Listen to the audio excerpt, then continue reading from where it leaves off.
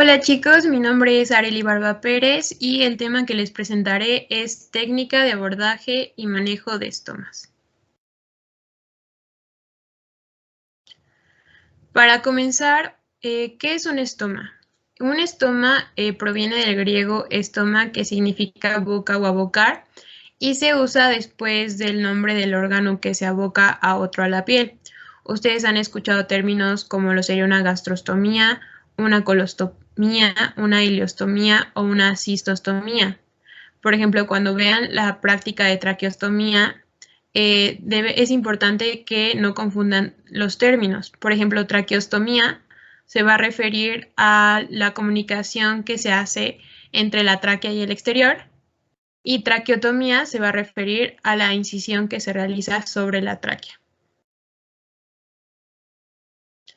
Igual, la historia de los estomas se relata desde 1710, donde el cirujano francés Littré propone el primer estoma terapéutico.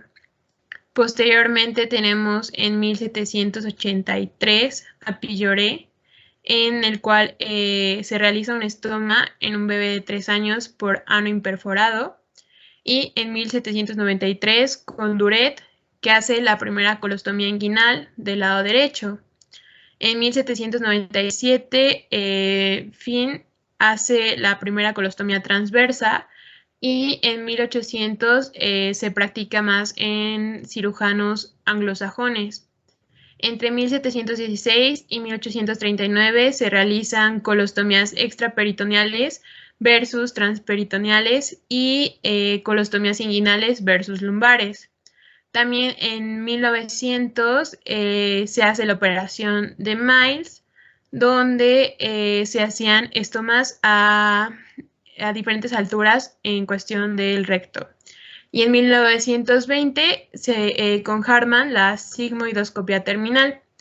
En 1913 con John Brown propone la ileostomía, y en el siglo XX Brian Brook describe la eversión de la ileostomía. En cuestión a cómo vamos a clasificar a los estomas, de manera general los podemos dividir en cuestión a su función, en cuestión a su tiempo de permanencia y el órgano implicado.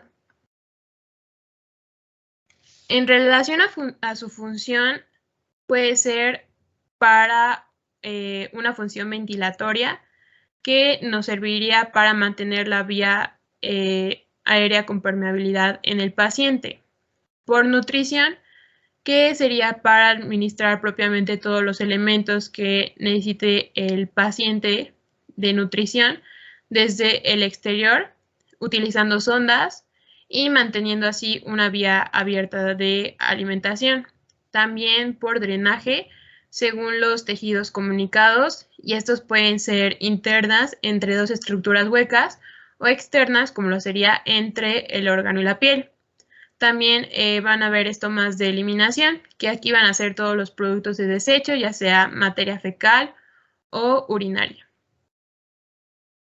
En relación a su permanencia, también va a depender de la situación en la que se encuentre nuestro paciente. Esta puede ser temporal, si se cierra hasta que se ha resuelto el problema, o permanente si pues son pacientes con mayores complicaciones, y aquí la finalidad es que se supla la función de un órgano extirpado o que tenga una disfuncionalidad irreversible. En relación al órgano o aparato implicado, básicamente lo vamos a tener en 3 tipos: digestivos, como lo sería una ileostomía, urinarios, y traqueales, como lo sería una traqueostomía.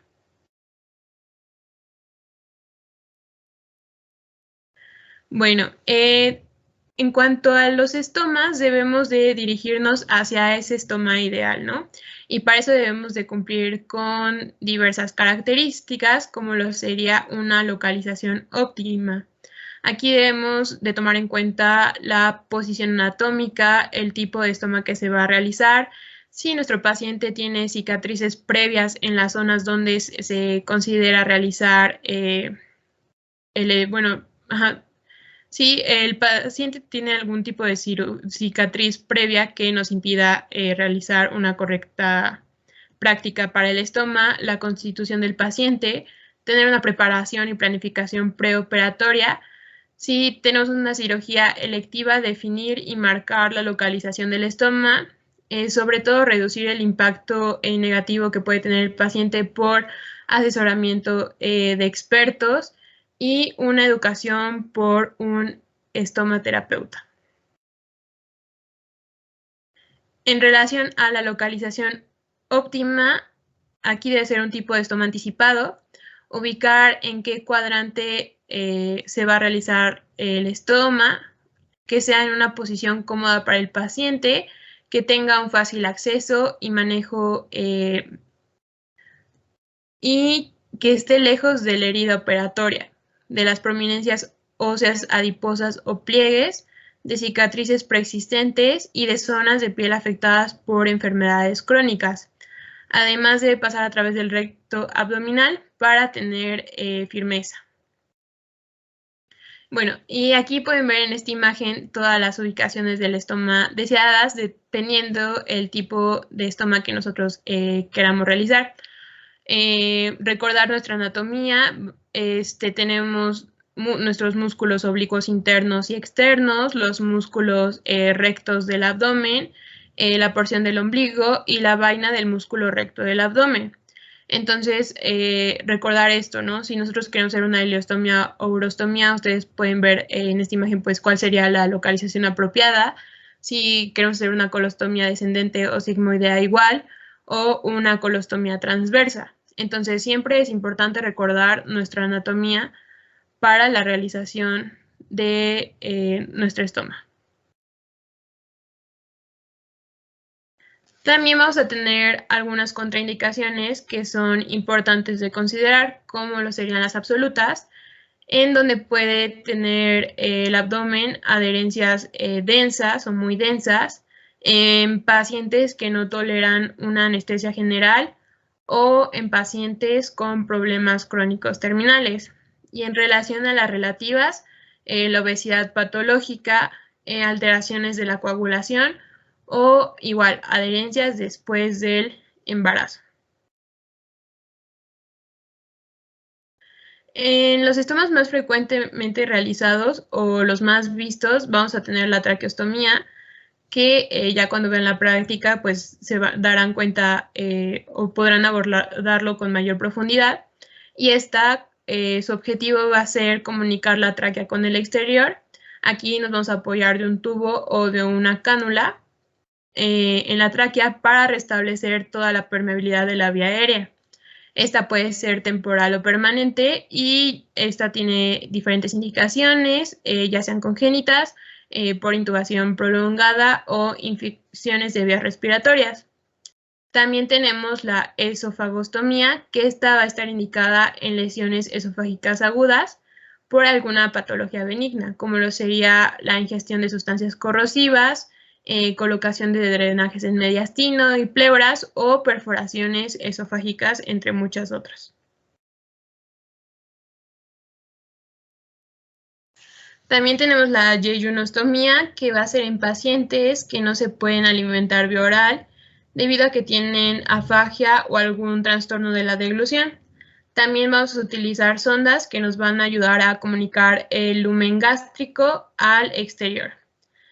También tenemos las ileostomías, que esta va a ser más exigente que una colostomía porque aquí va a ser el contenido del ileum, que como recordarán va a ser más líquido y es más dañina a la piel, por lo que siempre debes tener, debe estar protruida 2 o 3 centímetros sobre el plano de la piel.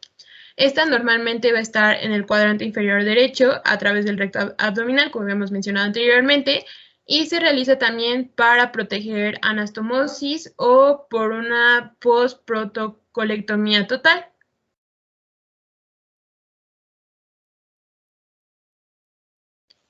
En la colonostomía, que yo creo que muchos de ustedes también la han escuchado o han visto que en alguno de sus familiares o conocidos se la han realizado, que esta debe estar determinada por la ubicación de la parte dañada del colon o para desviar las heces de una herida en el área perirenal.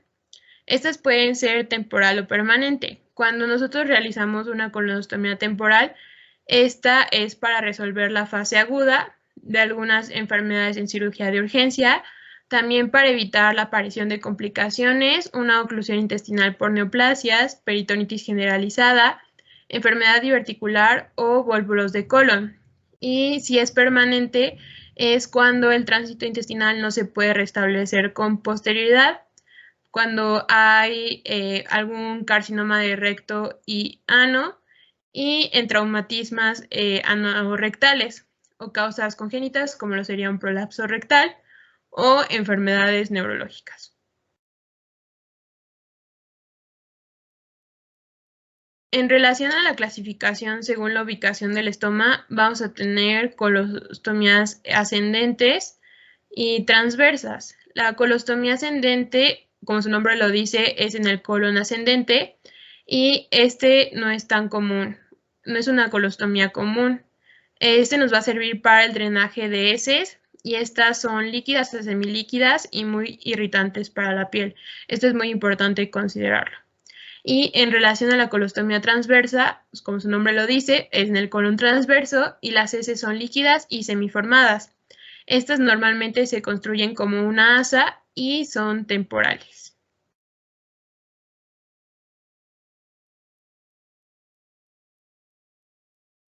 Las colostomías descendentes va a ser en el colon descendente, en la sección vertical a su izquierda.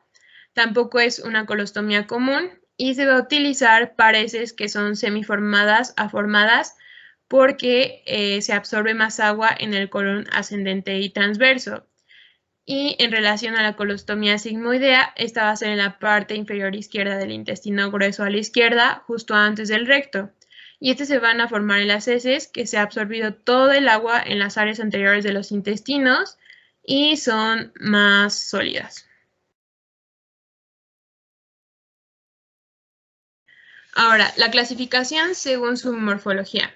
Aquí vamos a dividirlas en colostomías en asa transversal, colostomía de Hartmann, colostomía de Devine, colostomía de Paul-Mikunes y cecostomía. La colostomía en asa transversal, esta va a ser sin seccionar completamente el segmento exteriorizado. La colostomía de Hartmann, aquí va a ser necesario resecar una parte del colon, ya sea descendente o sigma, para que no se hagan las anastomosis en la misma intervención. Y la colostomía de Devine, aquí se van a exteriorizar los dos extremos, como pueden ver en la imagen, de forma separada. Y uno se va a encargar de eliminar las heces y el otro segmento se va a denominar la fístula mucosa. Esta va a ser terminal. Y en el caso de la colostomía de Paul-Mikunes, aquí se van a unir los dos cabos del colon después de resecar uno de ellos y exteriorizándolos. Y también existe una mucosa. Y en el caso de la cecostomía, esta va a ser una colostomía en la cual se extrae una parte del ciego.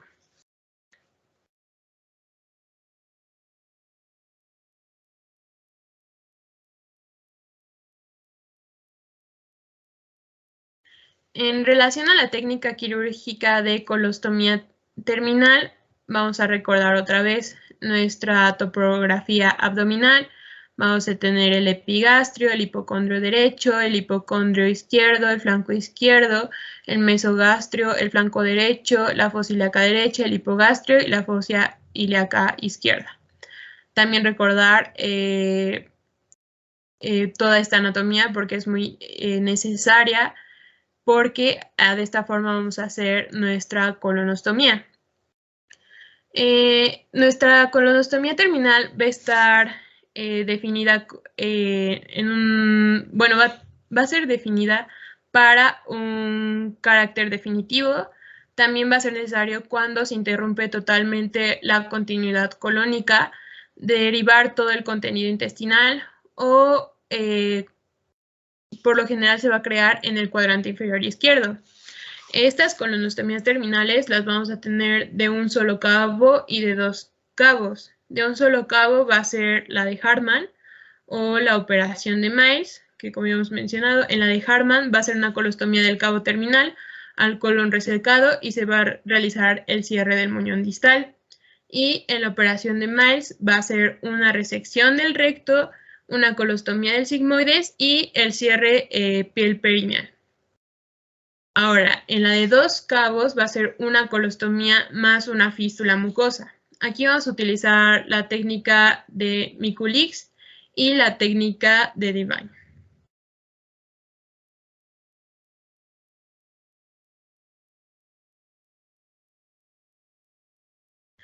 Ahora, en la colostomía terminal de Hartmann, esta va a ser utilizada en situaciones en las que es necesario resecar una parte del colon, ya sea descendente o sigma, y no se hace la anastomosis en la misma intervención.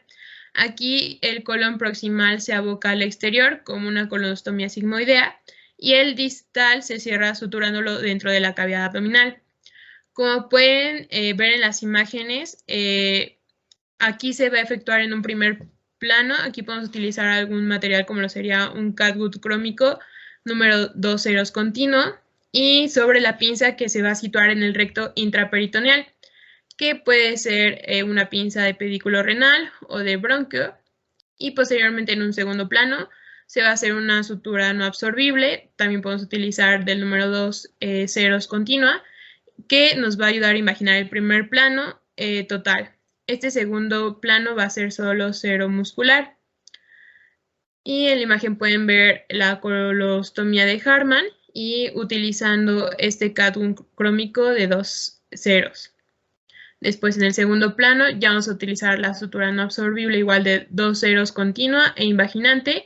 Y vamos a ver en la última imagen la terminación del segundo plano, que va a ser cero muscular. Y aquí nos podemos ayudar con una sutura continua de Cushing. Bueno, posteriormente al movilizar este cabo proximal, también es necesario descender el ángulo esplénico. Para ello vamos a despegar el colon descendente, vamos a seccionar su adosamiento peritoneal en el espacio parietocólico izquierdo y con la mano se puede colocar en el retroperitoneo hasta separar completamente el asa. Así, bajo visión directa, el ligamento esplenocólico que se va a seccionar con una previa ligadura. Aquí en la imagen pueden ver la movilización del ángulo esplénico del colon para poder tener una correcta exteriorización del segmento proximal. Después vamos a movilizar el colon, que así se construye el estoma por una pequeña incisión contralateral. Esta va a ser por encima de la espina ilíaca anterosuperior para la fase de resección del colon y se va a requerir de una incisión de la laparotomía amplia. Entonces recordar que en la colostomía de Hartmann la incisión va a ser amplia para poder realizar una correcta exposición de las estructuras.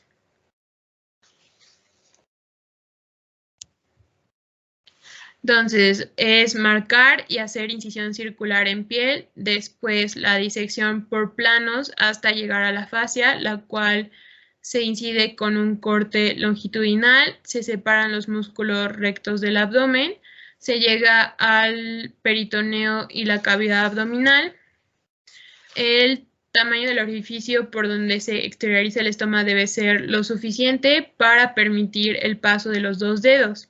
Una vez que nosotros hayamos exteriorizado el colon a la superficie de la piel, aquí se prefiere que se tenga una longitud de 2 a 3 centímetros y que tenga una adecuada vascularización a la superficie de la piel para que nosotros podamos favorecer esta maduración de la colostomía y lo fijamos con una sutura absorbible.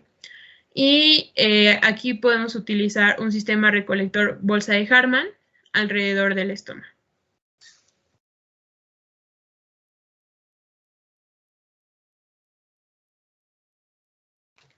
Ahora, en la técnica quirúrgica de colostomía en asa, esta puede ser transversa o sigmoidea.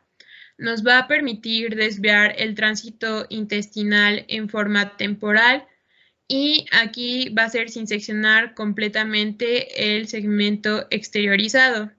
Nos va a ayudar a proteger anastomosis difíciles de realizar, como lo sería la resección anterior baja, la anastomosis colonales, el traumatismo de recto o infecciones perianales, como sería un síndrome de Fournier.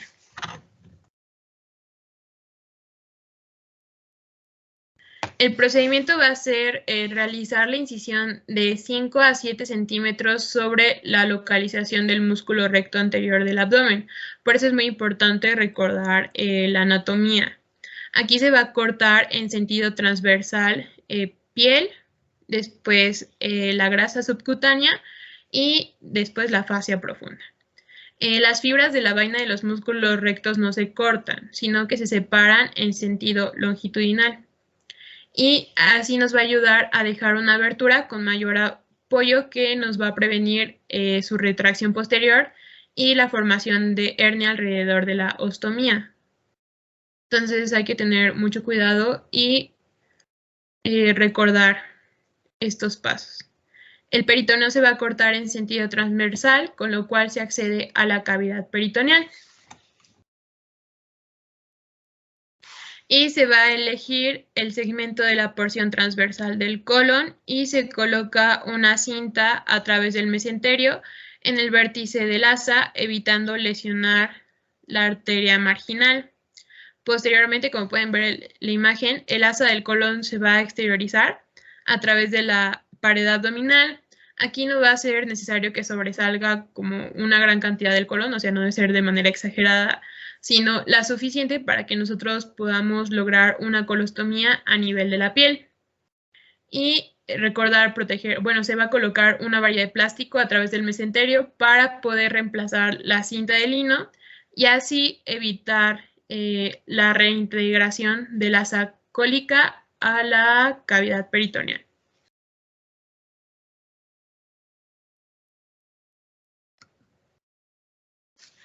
Posteriormente, se va a fijar el asa exteriorizada a la pared y se va a cerrar la incisión por planos alrededor del asa. Y entre los 3 a 5 días de realizada la operación, se retira la varilla de sujeción del asa, que pueden ver en esta imagen. Y para abrir el asa al siguiente día, se va a utilizar las tijeras o bisturí y se secciona transversalmente la pared del colon hasta el borde mesentérico.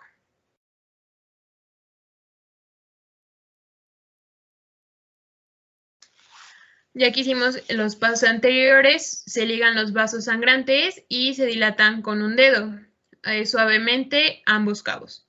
Y ya, se coloca la bolsa recolectora y ya suele funcionar dentro de las próximas horas. Entonces debemos de considerar todos los pasos anteriores para colocar la bolsa colectora. Ahora, en relación a la urostomía, esta tiene dos funciones, ya sea eliminación o drenaje. Y aquí hay dos opciones básicas para la cirugía de urostomía, que va a ser la derivación incontinente, que sería una urostomía estándar o convencional, que se va a crear cuando sea un conducto ileal, o una derivación urinaria continente, que sería una urostomía continente o bolsa recolectora de orina. Aquí el cirujano va a formar una bolsa interna.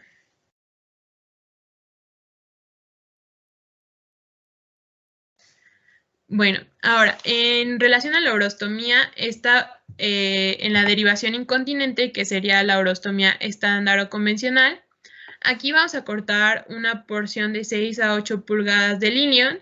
Posteriormente vamos a separar los ureteres de la vejiga para unirlos al segmento del ilion que fue removido.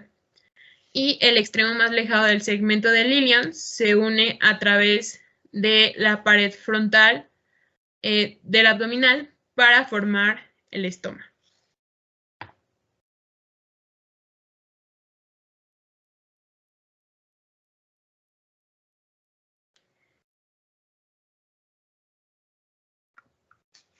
Por otro lado, en la derivación urinaria continente, que sería una urostomía continente o bolsa recolectora de orina, vamos a tener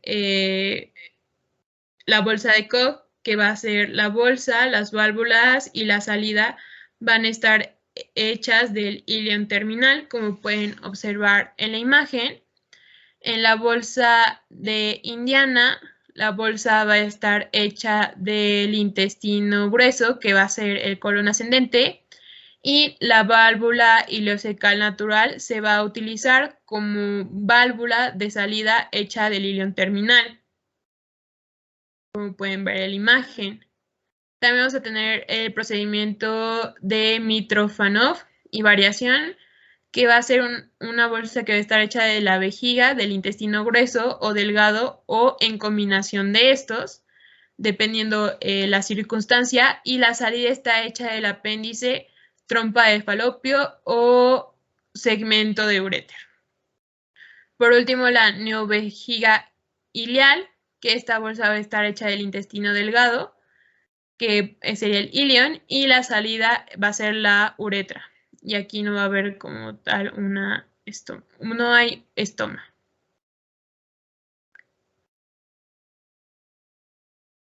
Otros estomas que vamos a tener va a ser la de gastrostomía, que va a ser la creación de una abertura en la pared gástrica y se conecta a la pared abdominal.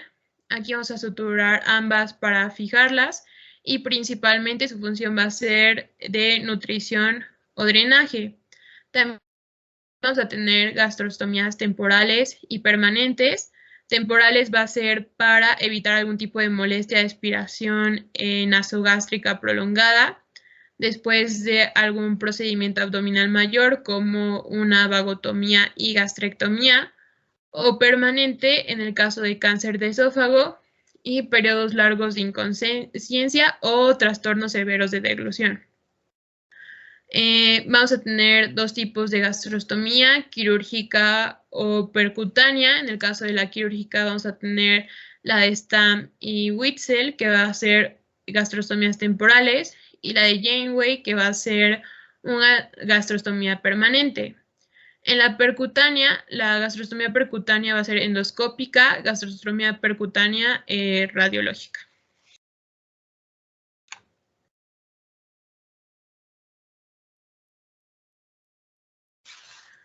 Explicando un poco más acerca de la gastrostomía directa de Stamm, esta va a ser fácil y rápida y el riesgo de reflujo y de supuración del punto de entrada de la sonda. Va a ser una incisión supraumbilical subsifoidea, 6 centímetros aproximadamente. Bueno, primero vamos a localizar el punto de entrada entre dos pinzas Babcock o Alice, dependiendo la que tengamos en ese momento, a nivel de 1/3 medio. Aquí es importante verificar la movilidad gástrica del paciente. Posteriormente vamos a realizar una jareta con material reabsorbible 4 ceros y posteriormente una incisión musculatura con electrobisturí y hemostasia de los vasos submucosos.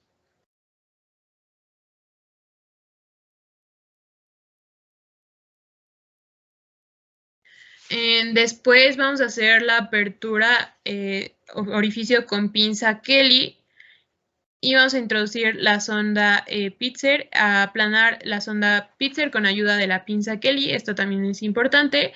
Y después en las 5 vamos a traccionar los hilos para poder fijar nuestra sonda y vamos a realizar una segunda jareta con el fin de poder invaginar el cono gástrico, como pueden ver en la imagen. Posteriormente vamos a hacer la exteriorización de la sonda a través de la contraincisión transrectal izquierda, 1 centímetro. Esta va a ser una incisión cutánea, apertura aponeurosis y atravesar el músculo recto anterior con pinza Kelly. Aquí debemos de tener mucho cuidado con los vasos gástricos. Posteriormente vamos a hacer la fijación de la pared gástrica periestomal al peritoneo parietal por 2 a 4 puntos cardinales. Aquí podemos igual ayudarnos con material reabsorbible 4 ceros.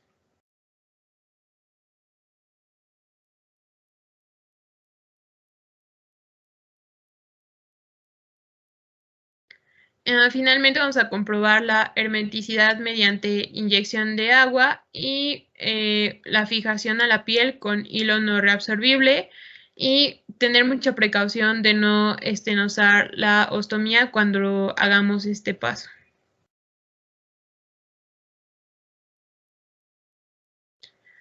Ahora, en la gastrostomía de Witzel, esta va a ser una gastrostomía con invaginación de la sonda. Los pasos van a ser, los primeros pasos van a ser similares, y aquí vamos a hacer una tunelización de 10 centímetros sobre la cara anterior gástrica, como pueden ver en la imagen.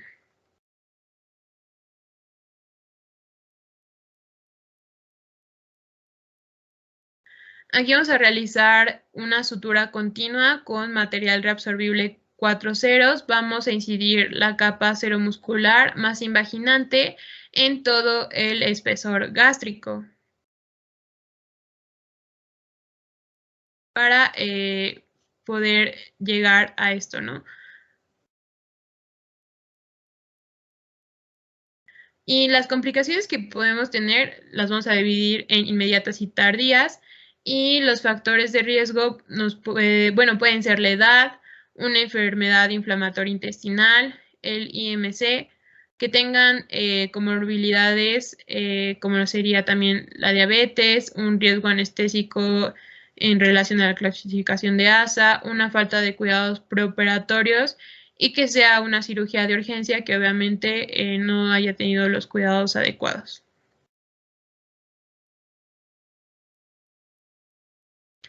Dentro de las complicaciones inmediatas vamos a tener la necrosis, que va a ser el defecto en vascularización, que nos puede provocar una retracción del estoma a cavidad abdominal. También podemos tener hemorragia, que va a ser la acumulación de sangre en la bolsa colectora. Infección, supuración periestomal o por formación de abscesos. Este igual es muy común verlo en los pacientes que no tuvieron los cuidados adecuados que no tuvieron los cuidados adecuados al realizarse pues el procedimiento. También hundimiento o retracción, que va a ser el exceso de tensión en la sutura o falta de longitud del segmento exteriorizado.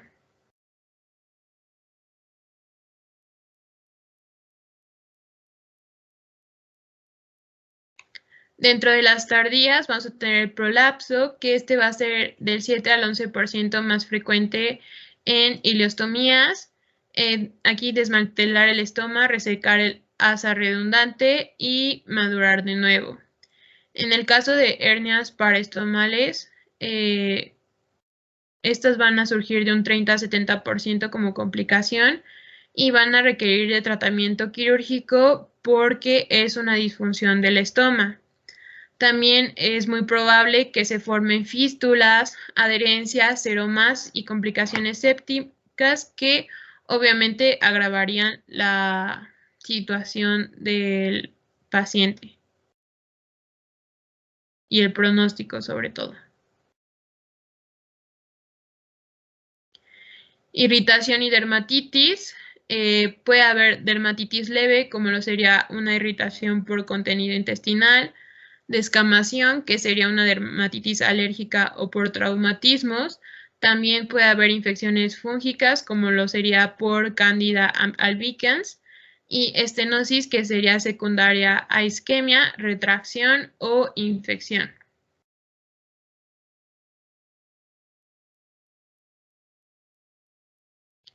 Entonces, para evitar todas las complicaciones que mencioné anteriormente, debemos de tener diversos cuidados. De manera general, medidas simples y prácticas, poder detectar precozmente las complicaciones, cuando haya un tono azul, si entre el estoma y la piel se forma un hueco, cuando hay un sangrado abundante, cuando hay una posible infección, que sea una zona ardiente, roja y supuración, y que haya cambios importantes en la piel. También debemos educar al paciente. Debe haber una higiene diaria del estómago, debemos de lavar la zona con agua y jabón y secar a golpecitos. Obviamente se debe hacer este cuidado, porque luego los pacientes pues hacen todo lo contrario, no están sobreexpuestos o no hacen estos cuidados de manera adecuada. También nunca se deben llenar de todo las bolsas. Y en cuanto a la alimentación del paciente ostomizado, este va a ir descubriendo los alimentos que mejor le sientan. Ahora, en relación a las bolsas de recolección, aquí van a ver que existen diferentes tipos, también diferentes fábricas que lo realizan con diversas ventajas, pero aquí debemos de tomar en cuenta la longitud del estómago, la firmeza y la forma del abdomen. También la ubicación del estómago, lo de las cicatrices y pliegues cerca del estómago que hemos mencionado anteriormente. Un buen sistema de bolsa deberá tener estas características. Que permanezca seguro, tener un sellado hasta 3 días, que sea prueba de olores. A veces a los pacientes les resulta muy molesto tener la bolsa y aparte el olor les causa mucho desagrado. También debe proteger la piel alrededor del estómago, ser casi imperceptible bajo la ropa. Obviamente estos pacientes pues se van a sentir incómodos, no están acostumbrados a tener una bolsa bajo su ropa. También debe ser fácil de poner y quitar, permitir ducharse o bañarse con la bolsa puesta si el paciente desea hacerlo. Estas bolsas como tal van a ser sistemas de recolección y drenado de los desechos. Van a existir dos tipos principales de sistemas. Existen los sistemas de una pieza que van a tener una bolsa y una barrera cutánea unidas a la misma unidad. Y también vamos a tener sistemas de dos piezas que se componen de una barrera cutánea separada de una bolsa.